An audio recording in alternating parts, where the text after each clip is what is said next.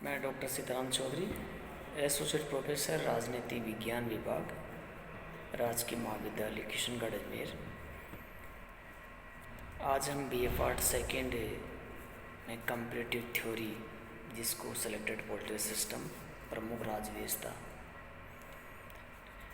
का एक topic British प्रधानमंत्री, ब्रिटेन का प्रधानमंत्री पे चर्चा करेंगे इस वीडियो के माध्यम से। ब्रिटेन के अंदर पार्लियामेंट्री गवर्नमेंट सिस्टम है और लंबे समय से 5वीं शताब्दी से ब्रिटेन में राजतंत्र चला रहा है।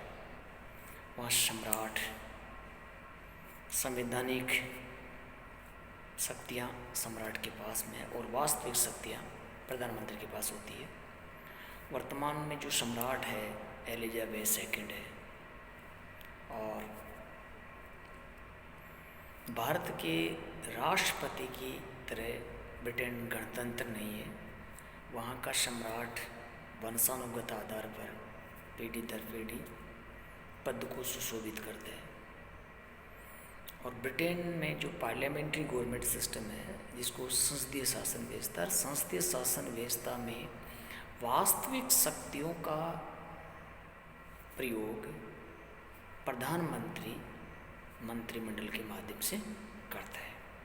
यानी सब कुछ शक्तियाँ प्रधानमंत्री में निहित होता है। प्रधानमंत्री सभी नक्षत्रों में प्रमुख होता है।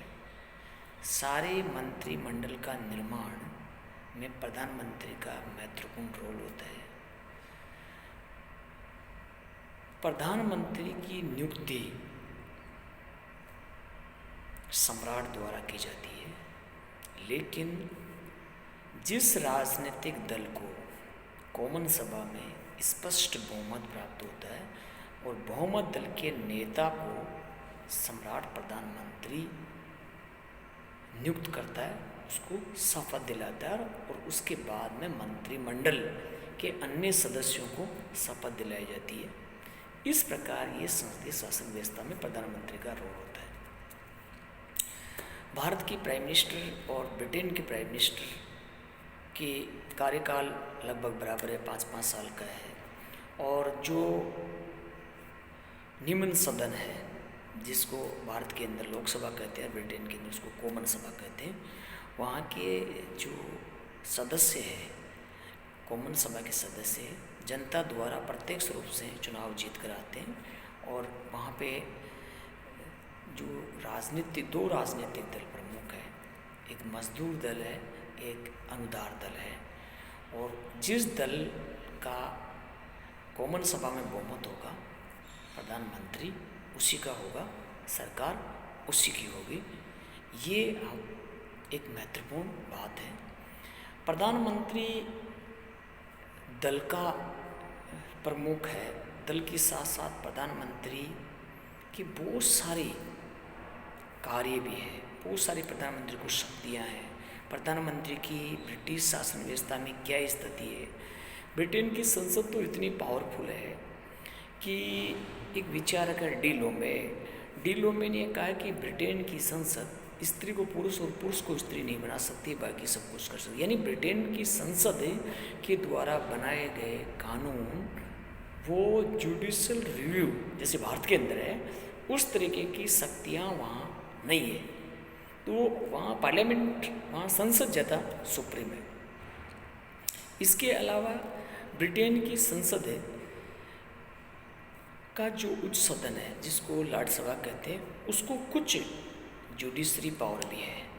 तो इस प्रकार ब्रिटेन की संसद ज़्यादा पावर, और ब्रिटेन की संसद पावर होगी तो प्राइम मिनिस्टर पावरफुल होगा ही होगा।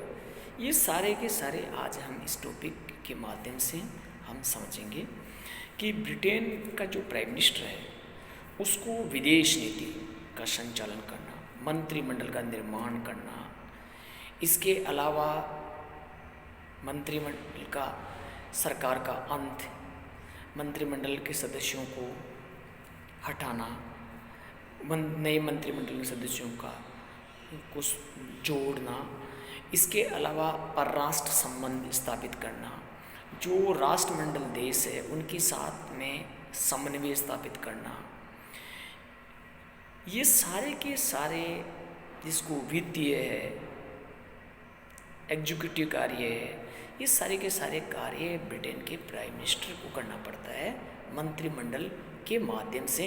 अलग अलग मंत्रियों जैसे एजुकेशन मिनिस्टर है, डिफेंस मिनिस्टर है, इसके अलावा होम मिनिस्ट्री है, फाइनेंस मिनिस्ट्री है, ये सारे के सारे मिनिस्टर प्रधानमंत्री के अनुसार अपने डिपार्टमेंटों में कार्य करता है और सरकार इसके अनुसार अपना कार्य का संचालन करती है।